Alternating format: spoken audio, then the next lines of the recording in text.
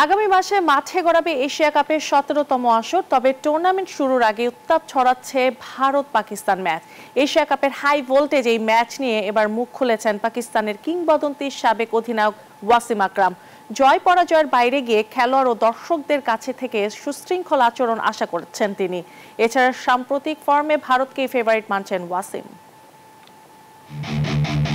আগামী 9 সেপ্টেম্বর সংযুক্ত আরব আমিরাতে পর্দা উঠছে এশিয়া কাপের। চলতি বছর টি-20 ফরম্যাটে আয়োজন হবে টুর্নামেন্টটি, যেখানে দর্শকদের আগ্রহের কেন্দ্রবিন্দুতে ভারত পাকিস্তান মহারণ।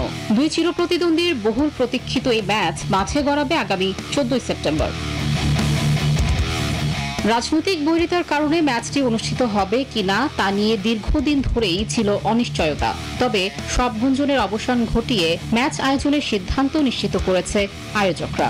আর এই ম্যাচকে ঘিরে ক্রিকেট প্রেমীদের উদ্দেশ্যে গুরুত্বপূর্ণ বার্তা দিয়েছেন পাকিস্তানের কিংবদন্তি সাবেক অধিনায়ক ওয়াসিম আকরাম।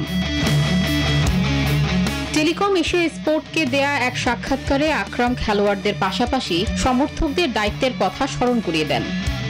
এ ধরনের হাই ভোল্টেজ ম্যাচে শৃঙ্খলা বজায় রেখে খেলার কৌশল ধরে রাখা সবচেয়ে জরুরি। ভারতীয়রা যেমন দেশপ্রেমিক হয়ে নিজের দলের জয় চাইবে, পাকিস্তানিরাও তাই করবে, কিন্তু সবকিছুর ঊর্ধ্বে থাকতে হবে খেলাধুলার চেতনা। Gold's Gym across 30+ countries with over 700+ locations worldwide. Train anywhere, belong everywhere.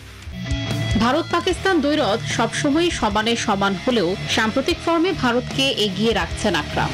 ফর্মের বিচারে ভারতই ফেভারিট। তারা সম্প্রতি দুর্দান্ত ক্রিকেট খেলেছে, তবে ম্যাচের দিন যে দল চাপ সামলাতে পারবে তারাই জয় পাবে।